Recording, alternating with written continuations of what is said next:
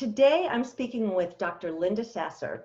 Dr. Sasser, who holds a PhD in educational psychology, brings more than 3 decades of experience to the table as a professional speaker, a university professor, and a workshop facilitator. Of special interest to Dr. Sasser is brain health and memory health, and ways that we can make a positive impact on our own cognitive health. So welcome, Linda.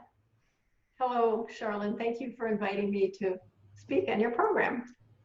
Well, I'm so happy you're here with me today. I have a lot of questions, and I think a lot of us think about brain health and memory. I think about it every day, but I think it's something that's on our minds always, no matter what our age is.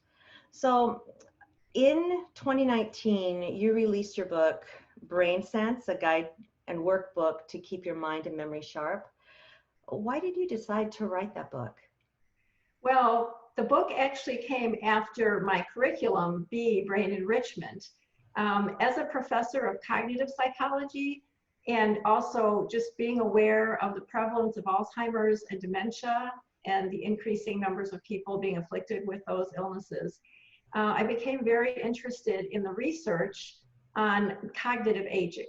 In other words, what happens to our brain and our memory as we get older, both normally, without any pathology, and then also, why is it that some people do develop those illnesses?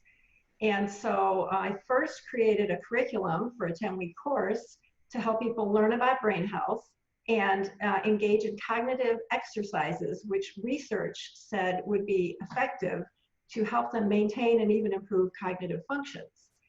Well, not everyone can be in a community. The course is taught in retirement communities, senior centers.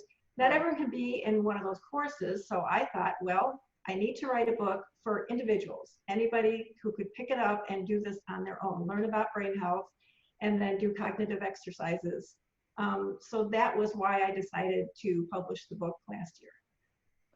Wow, what a great subject. And I'm so glad you decided to bring it to the larger general public, general population. Can you tell us a little bit about your book and what the components are of that acronym, Brain Sense? Yes, and I actually have a copy right here. Awesome. If you could see that. And so SENSE is an acronym that I came up with because as I studied the research, I thought, okay, because I'm a memory person, we like acronyms to help people remember things more easily. And SENSE is just that. It's an acronym that kind of summarizes some of the more important things we should be engaged in to keep our brain healthy. The S is socialization. And we know now with all the research on social isolation and what that does to people, that people need to maintain that as they get older.